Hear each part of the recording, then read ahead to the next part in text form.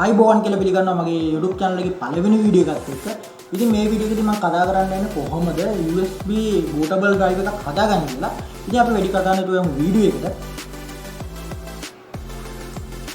ඉතින් මෙතනදී ඔයාලට software එකක් ඕන වෙනවා Rufus කියලා. ඉතින් මේ Rufus software එක download කරගන්න පුළුවන් site එකේ link එක මම මේ වීඩියෝ එක description එකේ දාලා තියන්නම්. ඉතින් ඔයාලා මේ link එකකින් ගියාට පස්සේ ඔයාලට මේ වගේ website එකක් තමයි load වෙන්නේ.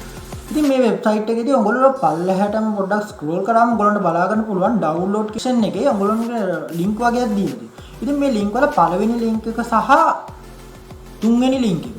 ඉතින් මේ දෙකෙන් එකක් තමයි ඔයගොල්ලෝ ඩවුන්ලෝඩ් කරගන්න ඕනේ. ඉතින් ඔයාලගේ Windows version එකට හරියන එකක් තමයි ඔයාලා මෙතනින් ඩවුන්ලෝඩ් කරගන්න තියෙන්නේ. ඉතින් මගේ Windows 64 bit version එකක් තමයි තියෙන්නේ. ඉතින් මම මේ ලින්ක් එක ඔබලා මේක ඩවුන්ලෝඩ් කරගන්නවා. ඉතින් මේක මේ විදිහට ඩවුන්ලෝඩ් කරගත්තට පස්සේ ඔයාලට ඕන වෙනවා Windows ISO ෆයිල් එකක්. ඉතින් මේ ISO ෆයිල් එක ඔයගොල්ලන්ට Windows Microsoft ලගේ official site එකෙන් ඩවුන්ලෝඩ් කරගන්න පුළුවන්. ඉතින් මේකට අදාළ link එකක් මම පල්ලා description එකේ දාලා තියන්නම්. ඉතින් ඒ description එකෙන් link එකෙන් ඔයගොල්ලෝ ගියාට පස්සේ ඔයගොල්ලන්ට මේ වගේ site එකක් තමයි open වෙන්නේ. ඉතින් මෙතනදී මම දීලා තියෙන link එක Windows 11 වලට අදාළ එකක්.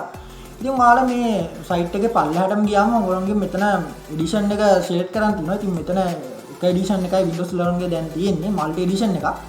ඉතින් ඒක මම ක්ලික් කර ගන්නවා. ඒක ක්ලික් කරලා මම download now දෙනවා. ඉතින් download now දුන්නාට පස්සේ මෙතනදී අපිට කියනවා language එක සිලෙක්ට් කරන්න කියලා.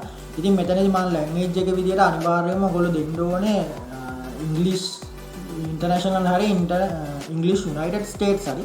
ඉතින් මම දෙනවා English United States කියන එක. ඉතින් මෙතනින් confirm කරාට පස්සේ ඔයගොල්ලන්ට හම්බ වෙනවා download button එකක්. ඒ කියන්නේ Windows ISO ෆයිල් එක තියෙන. ඉතින් මේ link එක expire වෙනවා පැය 24ක් ඇතුළත. ඉතින් ඔයාලා මේ ISO ෆයිල් එක පැය 24ක් ඇතුළත download කරගන්න ඕනේ. ඉතින් ඔයාලට Windows 10 වගේ download කරගන්න ඕන නම් මෙතන උඩින් තියෙනවා Windows කියලා navigation bar එකේ Windows කියලා තියෙනවා. ඉතින් Windows වල Windows 10 එකට ගියාම අපිට බලා ගන්න පුළුවන් ඒ වගේම අර Windows 11 වලට අදාළව තිබ්බ site එකේ page එක වගේම එකක් තවත් page එකක්. ඉතින් මෙතනදී තියෙන එක create Windows 10 installation media කියලා. ඒ මට මෙහෙම පෙන්නන්නේ මගේ Windows 11 install කරලා තියෙන හින්දා තමයි දැන් මේ Windows 10 වලටත් අර විදිහට පෙන්නන්නේ නැත්තේ. ඉතින් ඔයාලගේ මේ නොවෙනවා නම් සාමාන්‍යයෙන් ඔයාලා Windows 7 වගේ පාවිච්චි කරලා නම් ඔයාලට අනිවාර්යයෙන්ම මේක පෙන්නනවා අර Windows 11 download කරනවා වගේ download කරන්න පුළුවන්. ඉතින් ඔයාලා මේ දෙක download කරාට පස්සේ ඔයාලට පළවෙනියටම තියෙන මේ Rufus කියන software එක double click කරලා run කරන්න.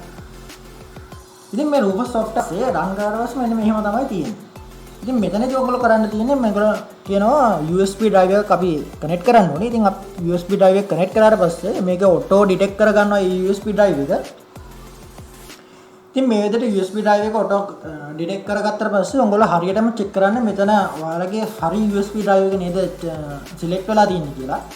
ඉතින් ඊළඟට මෙතන තියෙනවා boot කරන්න ඕන ISO file එක select කරන්න. ඉතින් මෙතනදී මම කරන්නේ select දීලා මෙතනදී මගේ desktop එකේ තමයි තියෙන්නේ Windows ISO file එක download කරපො. ඉතින් මම මේක click කරලා open කරනවා. ඉතින් මෙතනදී open කරාට පස්සේ ඔයාලට බලා ගන්න පුළුවන් image option එක විදිහට standard Windows installation තමයි තියෙන්නේ. ඒක එහෙමම තියන්න. partition shame එක GTP කියලා තියෙනවා. ඉතින් මේ GTP තියෙනවා තව MBR කියලා එකකුත් තියෙනවා. සාමාන්‍යයෙන් MBR support කරන්නේ පරණ machine වලට.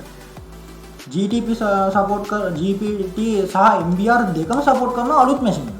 ඉතින් ඔයාලා මෙතන MBR තේරුවොත් ඔයාලට කිසිම අවුලක් ඉන්නේ නැහැ. ඒ පරණ machine එකක් වුණත් අලුත් machine එකක් වුණත්. නමුත් ඔයාලා අලුත්ම machine එකක් නම් මම recommend කරන්නේ මේ GPT type එක. ඉතින් මෙතන GPT type එක දීලා volume label එකක් එහෙම දෙන්න යන්නේ නැහැ. ඔයගොල්ලන්ට කැමති එකක් දෙන්න පුළුවන් මෙතන. මම දාන්නම්කෝ Windows 11 කියලා. ඉතින් මෙතන Windows 11 දුන්නාට පස්සේ මේ කිසිම දෙයක් ඔයගොල්ලන්ට වෙනස් කරන්න නැහැ. ඉතින් මෙතන දෙන්න තියෙන ඔයගොල්ලන්ට start කියන එක විතරයි. ඉතින් start දුන්නාට පස්සේ ඔයගොල්ලන්ගෙන් අහනවා මේ Windows installation එක customize කරන්න ඕනේ. ඒ කියන්නේ ඔයාලට මේ Windows install වෙද්දී මොනවා හරි දේවල් වෙනස් කරන්න ඕනේ. ඉතින් මේක select වෙලාම තියෙනවා එකක්. Remove requirement for 4GB RAM, secure boot and TPM 2.0.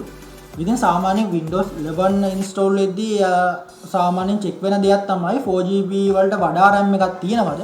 secure boot on කරලාද නැත්නම් TPM තියෙනවද කියලා. ඉතින් අපිට මේ මෙතනට ටික් එක දැම්මොත් අපේ ඒ check වෙන කිසිම දෙයක් check වෙන්නේ නැහැ. අපිට ඒවා bypass කිරීමක් වගේ තමයි මෙතන අපි bypass කරනවා වගේ දෙයක් තමයි මෙතන ටික් එක දැම්මොත් වෙන්නේ. ඉතින් අපිට මෙතන තව දාන්න පුළුවන් remove requirement for online Microsoft account. ඔයාලා දැකලා ඇති සාමාන්‍යයෙන් Windows install කරනවා නම් කලින් install කරලා තියෙන කෙනෙක් නම් ඔයගොල්ලෝ දන්නවා ඇති මේකට Microsoft account එකක් ඉල්ලනවා. ඉතින් මෙයා Microsoft account එක නැතුව ඔයගොල්ලන්ට මේක install කරගන්න පුළුවන් මෙතන ටික් එකට යමු. ඉතින් මම මේක එහෙම කරන්නේ නැතුව මම officially original විදිහට Windows දාන්න ඕනේ හින්දා මම මෙතන remove requirement for 4GB RAM secure boot කියන එකත් මට අවශ්‍ය නැහැ. මොකද මගේ තියෙන අලුත් මැෂින් එක. ඉතින් ඔයාලගේ තියෙන පොඩක් පරණ 4GB වලට අඩු මේ RAM එකක් තියෙන මැෂින් එකක් නම් ඔයාලා මේක දාලා මෙතන ඕකේ දෙන්න. ඉතින් මම දැනට මේක ඕකේ දෙන්න. ඉතින් මෙතනදී කියනවා ඔයාගේ USB drive එක සම්පූර්ණයෙන්ම erase වෙනවා. ඒ කියන්නේ destroy වෙනවා කියලා තමයි කියන්නේ. ඒ කියන්නේ මේ ඔයාගේ Windows, ඒ කියන්නේ Windows දාන්න යන pen එක සම්පූර්ණයෙන්ම format වෙනවා. ඉතින් ඔයාලගේ ඒකේ කිසිම දෙයක් මොන හරි දෙයක් තියෙනවා නම් ඒක ඔයාලගේ වෙනම මොකකට හරි දාගන්න.